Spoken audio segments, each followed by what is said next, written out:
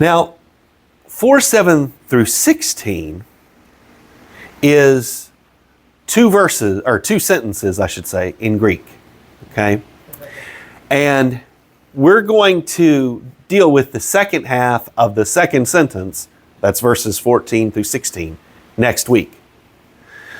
But even as we look at verses 7 through 13, it can feel as though Paul has kind of wandered off from his main purpose in this second half of the letter, which is to list out for us some practical exhortations that will help us to live a life worthy of the calling that we have received.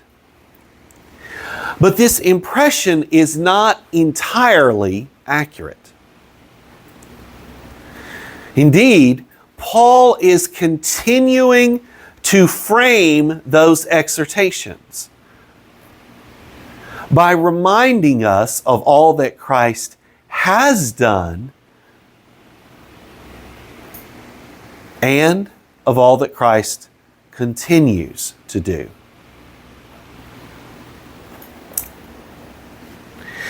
Now, there's a lot of translational and exegetical issues in this sentence and a half, especially there in verses 8 through 10. Some of that, much of that, in fact, we're not going to deal with this morning. I would encourage you, if you get curious about verses 8 through 10, to pull out some different Bible translations, particularly the New Living Translation, the New American Standard Bible, the New English Translation, maybe the Voice, and read through them and see how they handle those verses differently, okay? For us, what we want to do is we want to, as we so often do here at Second Baptist, ask a series of questions. We want to ask a series of questions about this text that will help us to get into Paul's own mind and heart as a pastor. So the first question that we want to entertain this morning is, what are the gifts or gift that Christ has given to the church? What is it exactly that Paul is talking about? Now, when we start thinking about this text and gifts, the traditional approach is to think of this passage, particularly verse 11, as a list of spiritual gifts. Or at the very least, as a manual for church structure. Now, we're going to talk in a minute about a lot of problems with that approach. But before we do that, what I want to do is make sure that you understand, as best we can, exactly what is being talked about here in verse 11. What are these 5 things that Paul lists? Okay? Now, I've put definitions on the screen for you, and I'm not going to recite each one of those definitions for you. Instead, while you read and write down, for some of you, those definitions, what I'm going to do is talk about how these different personages, these different people related to one another and fulfilled this work that Christ has assigned to them. Now you'll notice apostles and prophets are the first 2 in the list. They are the ones that Paul has already talked about in the letter. In fact, he called them the foundation of the church. Why is that? Well, because the apostles and the prophets speak explicitly on behalf of God. The apostles, because they were commissioned by the risen Jesus to preach, and the prophets because they have been specially gifted by the Holy Spirit with the opportunity and the ability to speak in God's name. Now, what's the difference between an apostle and a prophet, though? Besides the specific issue of the risen Jesus appearing to someone and prophesying and telling them to go preach. Here I think is one difference, or one way to think about the difference. It's not perfect, okay? But you may remember the story from Numbers, where, I think it's in Numbers, where Aaron and Miriam get jealous of Moses. And they start bad-mouthing Moses, right? And they're using a specific issue to bad-mouth Moses, but they're bad-mouthing Moses to the people. And God, it's like God's, the coach calling all the players in for a butt chewing, to be honest. God calls in Aaron and Miriam and Moses, and his basic message to Aaron and Miriam is, what are you doing? What are you doing talking down my dude? And then God explains the difference. Moses receives what we would call direct and personal revelation, whereas Miriam and Aaron receive indirect revelation through dreams, revelation through different omens or signs. That's kind of the difference between an apostle and a prophet. Apostles, very often, are calling upon their experience with Jesus. Prophets are leaning into their spiritual giftedness. And I think at this point it's time to say that someone can fill more than one of these roles. Okay, they can overlap. So then we've talked about these apostles and prophets. They're different than these other groups. Now, Paul's grammar shows us that the pastors and the teachers are also different. Now, there's a grammatical question there about whether Paul is talking about two different categories of people, or whether he is talking about pastor-teachers, because one article governs two nouns. Well, I don't think it's actually either one. What I think we have is we have a category with two subcategories. These people take care of the daily needs of the congregation, but they have two different emphases. The pastors are, as I've put on the screen for you, ministers to the heart. The teachers are ministers to the mind. And again, remember, you can do more than one of these roles at once. The evangelist is kind of weird because we actually kind of don't know what they did. This is one of only 3 places in the New Testament where the noun evangelist is used. Philip, who was one of the 7, I hesitate to call him a deacon because the word deacon is not actually used in Acts 6. It's a verb form that comes from the same root. Now you'd think, well, yeah, it's a slam dunk, right? That means he's a deacon. Well, we were talking with a friend of ours yesterday. That's not necessarily true. You can't always draw a straight line from the noun to the verb that share the same root. But in any event, Philip was someone that we would consider perhaps a deacon, but later on in Acts, he is described, in fact, it's Acts 21:8, he is described as Philip the evangelist. Philip the evangelist. And what appears to be going on there is, of course, Philip is a preacher of the gospel. That's what an evangelist is. They are a bringer of good news. But what it appears that Philip was doing is that he, along with his 4 daughters, who were all prophets, were leading a specific congregation. Okay? So these roles, or these people could function in various ways depending on what was needed in the specific church. Okay? Now, that's going to be important for something I'm going to say in a little bit. Right now, it's kind of a rabbit trail, but it's a rabbit trail we'll come back to. Now, there are problems with this traditional interpretation, however. This thought of looking at Ephesians 4 as, well, here's another list of spiritual gifts. Okay? First of all, it doesn't pay attention to some of the vocabulary and grammatical clues that Paul leaves for us in the letter. Okay? Now, we're not going to go into detail about that because I don't want to leave all of you snoring when this is over. But I will give you one little hint, okay? And the NIV kind of touches on this in its translation of verse 7, okay?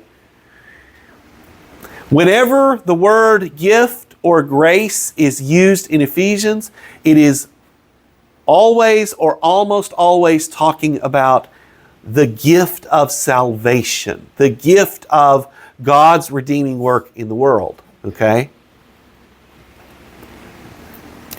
And you'll note that in verse 11, we have a verb, he gave, but we do not have a noun, okay? All right? There's lots of other grammatical clues and linguistic clues. Just put that one in the back of your head, okay? The second thing, there's a lot of differences, not just in the nouns listed, but just in general, in structure between this text on the one hand and the other spiritual gift lists on the other. Namely, the Spirit is nowhere to be found. It is Christ who gives these persons to the church. Third, the sort of spiritual gifts mentality or the organizational structure mentality does way too much to emphasize the hierarchical nature of this structure. There's not any hierarchy here, actually. These are just different people that Christ gives to do a particular function. We're going to talk about that in just a minute. I know I'm talking in a lot of code and I'm talking kind of fast, but I think it'll make sense in the end. Okay? So Paul is not doing hierarchy here, even though we all know, because we've read the rest of Paul's letters, that apostles and prophets outrank, I should say, these other classifications. Okay? But that's not the point Paul's trying to make here. The fourth one, the fourth problem with reading this text as either a spiritual gifts list or as an organizational structure manual is that it leaves us with a false theological and historical problem. That being, well, why don't we have any apostles and prophets today? Because when someone asks that question, they're almost always looking for a specific office.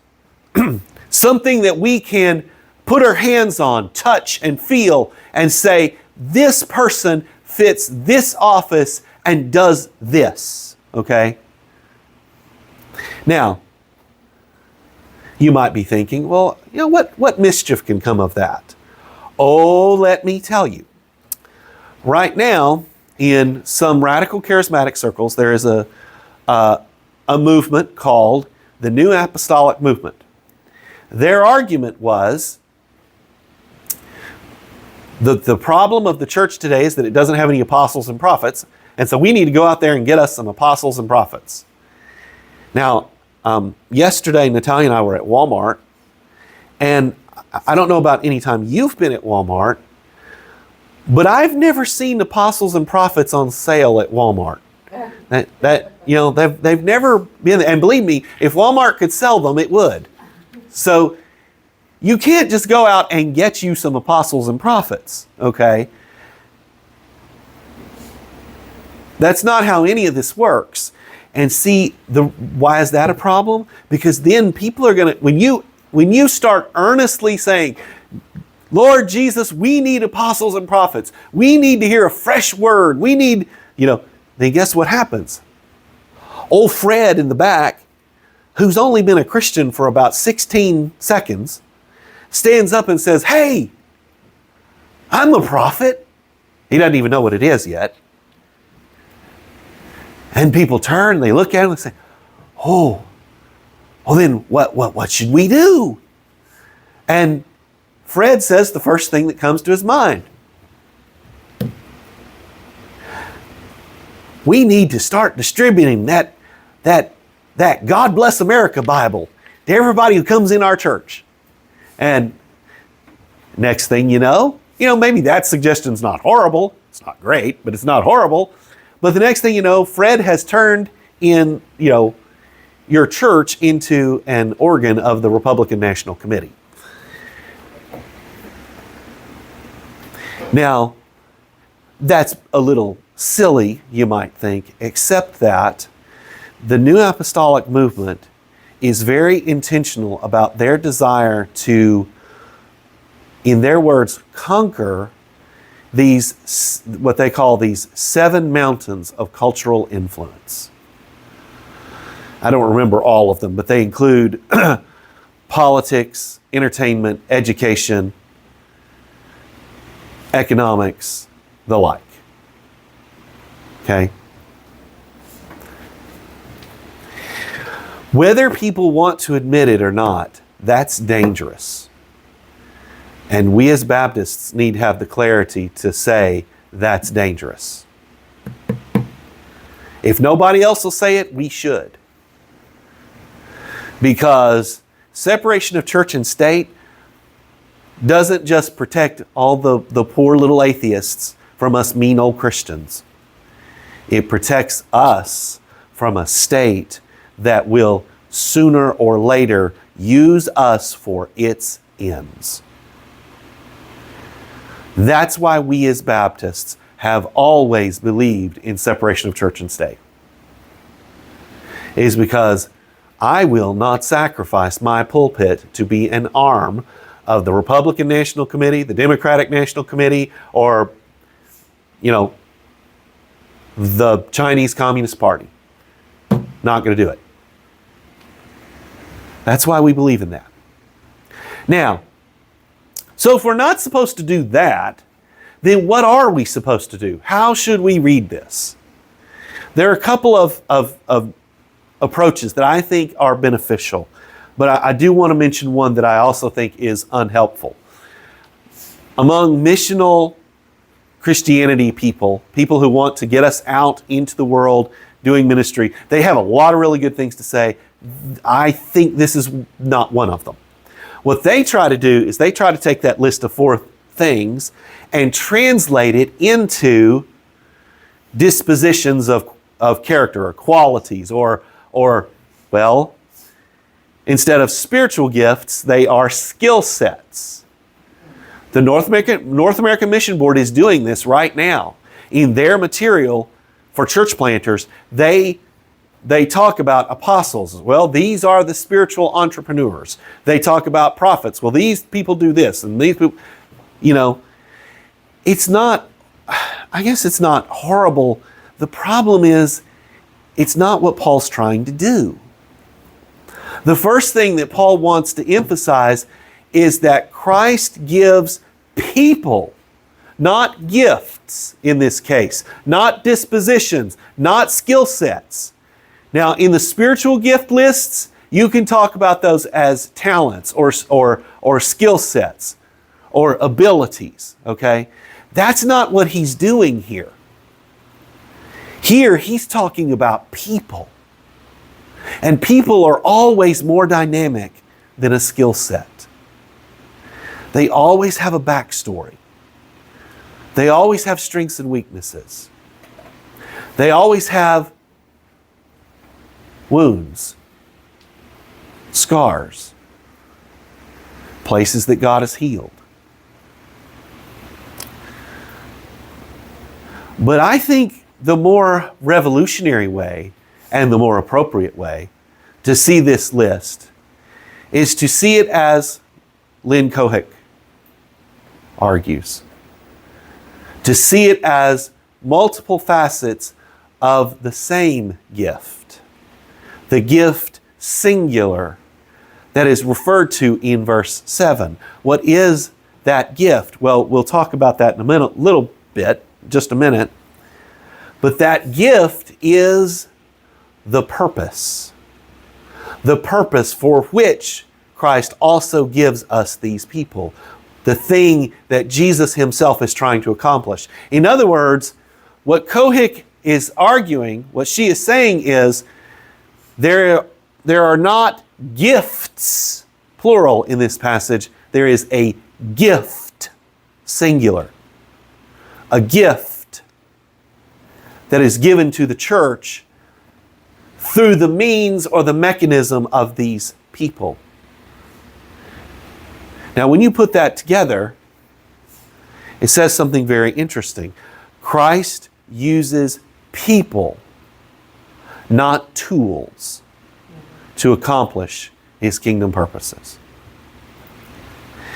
Now, let's turn to verse 12 and let's talk about, well, what is or are the purpose or purposes for which these five people, these five kinds of people are given to the church. In other words, what is the purpose that is Christ's actual gift?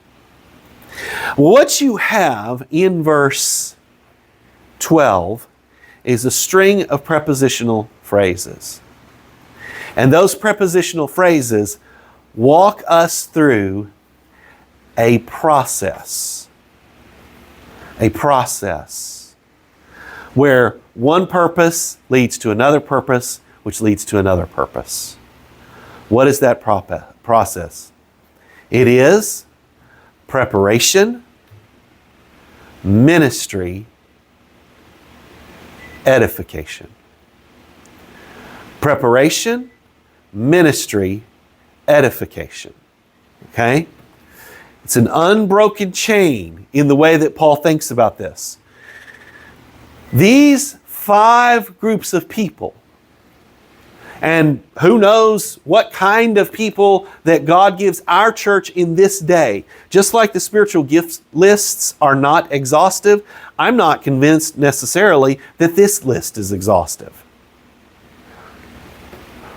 But however all of that works, God gives those people to the church for a very specific chain of purposes. He gives them to the church so that they can equip, and really the root meaning of that word is to prepare, so that he can equip the saints, the holy people, the holy ones, God's people, for diakonia, ministry. It's a noun that is very closely related to, from the same root as, the noun we get the word deacon from.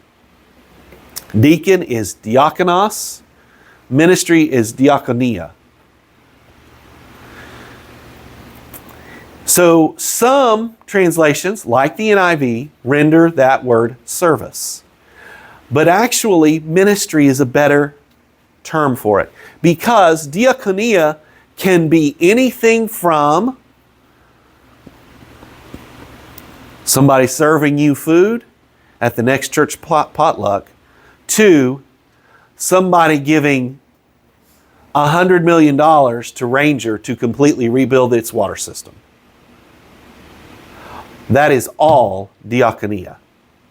That's why I think the better translation is ministry. So what happens is, these apostles, prophets, evangelists, pastors, teachers, they do all of this work to equip us to minister. In the little things and in the big things and everything in between. They equip us to minister, and it's out of that ministry that then edification is born.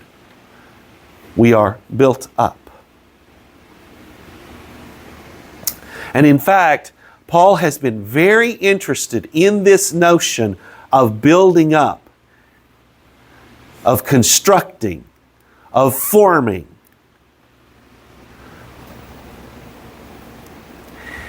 And we see that as we turn to verse 13. And we're asking a new question. We're not asking anymore about the purposes. We're asking about what are the anticipated outcomes. Now, what I've done is I've taken the NIV's rendering of the grammar of verse 13 and I've rearranged it a little bit. Instead of 2 emphases, I think there are 3 emphases here. 3 emphases. But they all are related to one another. What are these emphases? They are unity, knowledge, and maturity. Unity, knowledge, and maturity. Now, something I want you to sort of notice here, skip back to verse 12 for just a second. Notice what it says there. Depending on your translation, it will say, for the equipping of the saints, or for the equipping of God's people. He's using a plural there, right? So he's talking about for the equipping of individuals, right? He's talking about the equipping of individuals. But then, as you move down through verse 12, we start getting singulars. Notice at the end of verse 12, that singular body of Christ. Now Paul is not talking about individuals. He's talking about the church. He's talking about a corporate unit. So while the equipping work is done in the lives of individuals, the edification work is about the whole group. It's about creating a particular organizational culture, to use our language. Okay? Now, you might say that that's kind of a chicken or egg thing, and you're right. But it's important for us to recognize that it's a chicken or egg thing. Because when you move on into verse 13, it is all corporate. And what's really interesting is we get that at the beginning of verse 13 because he's talking about so that we may all, grow into this unity. So you're like, okay, he's talking about all of us, right? All together. But then when we start thinking about knowledge and maturity, our mind starts to slip back into individualistic thinking because we're Americans and that's what we do. But see, here's the problem. And Natalia and I, we had lunch with a friend of ours yesterday. All 3 of us, we were talking about this yesterday. When you are in a context of ignorance and immaturity, it is very, very difficult for you to grow up and become knowledgeable. It just is. So think about what Paul is asking for. What he wants to see happen in all of this work. He wants us to equip those of us who lead, so me and Natalia especially. He wants us to equip all of you, including ourselves, all of us, so that we together grow not just in unity, but that we together grow in maturity and knowledge. We together have a shared body of knowledge.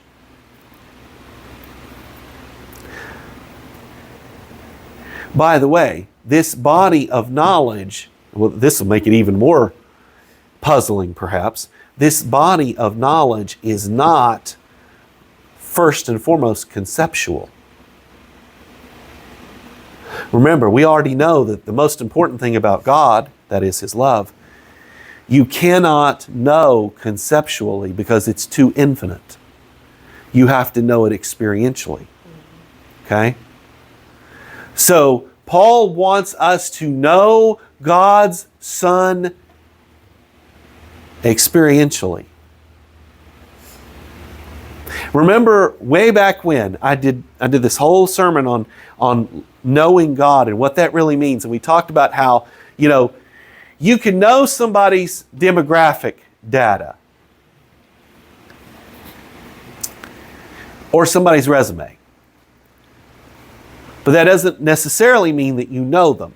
But of course, if you don't know that stuff, then you certainly don't know them. I mean, if I'm talking to somebody and I say, here in town, and I say, do you know Roy Rogers? And they say, oh, yeah. That's this, man, she's hot. She's like 6'3", and she was in the swimsuit issue of Sports Illustrated last week. And she's a nuclear physics major at Harvard. Did you know that? We ain't talking about the same Roy Rogers, are we? I don't know. I can promise you, I do. We are not talking about the same Roy Rogers, okay? So those things matter. Resume, demographic data, but you don't really know somebody until you know something of their psychological profile, and more importantly, until you have experienced them, which is how you get to know a lot of times that psychological profile anyway, right? So Paul is just doing the same thing that we've already done. And it's that knowledge of God that then contributes to our unity. But our unity also contributes to the knowledge of God. Why? Because most often we experience God's love through one another. Now, we can experience it in prayer. God will take the bull by the horns. He will stir His Spirit in our hearts, mediate Christ's presence to us if no one else will. But He often, maybe even most often, works through us. Just this week, I remember former General Stanley McChrystal was on Russell Moore's podcast. He was interviewing him about a new book that he's written on character. But it was so sad, in a sense, because General McChrystal acknowledged that while his father was devout Roman Catholic, his mother was Presbyterian, his wife is Roman Catholic, he himself has significant doubts about the utility of religion. On the one hand, we need to be telling people that the church is not Jesus. I get that. And we need to say that over and over and over again. But on the other hand, if you try to do Christian faith without the church, it can't be done. You'll end up cutting off your own nose, basically, because we need each other. And really, your maturity can't be tested until you've had to, put up with a crazy preacher talking about how, you were in last month's swimsuit issue of Sports Illustrated,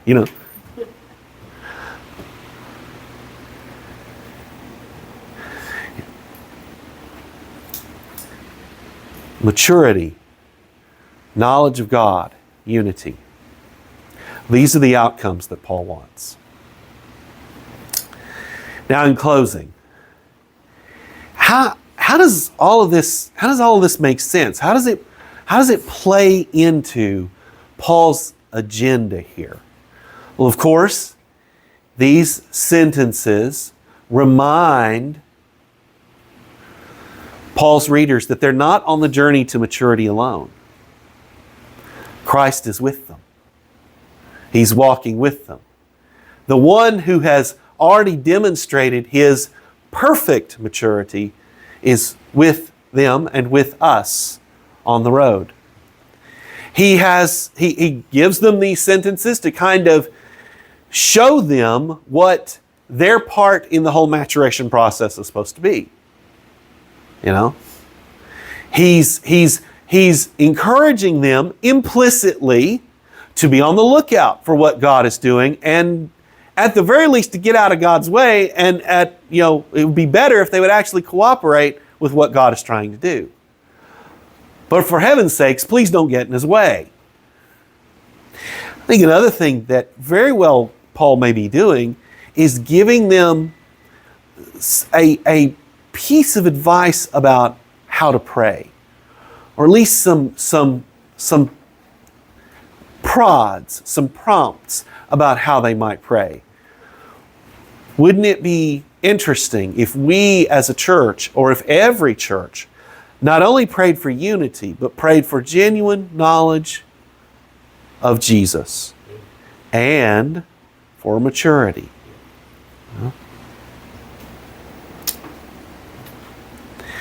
So that's what Paul is trying to do. He's trying to get their focus in the right place and remind them, hey, these are the goals. We're trying to get to unity, knowledge of Jesus, and maturity. Let me tell you something. If you're able to get to those places, that's pretty good. That's pretty good. Let us pray.